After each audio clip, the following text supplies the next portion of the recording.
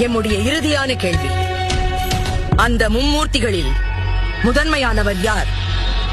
பிரம்மனா, இல்லை சிவனா, இல்லை திருமாலா? எவரும் இல்லை, மனிதன்.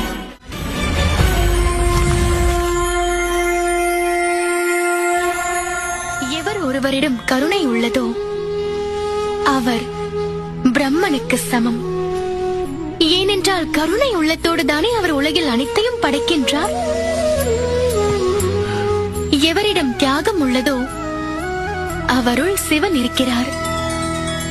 அதுபோலத்தான் எவரிடத்தில் கண்ணியம் இருக்கின்றதோ திருமால் அவரிடத்தில் குடிகொண்டுள்ளார்.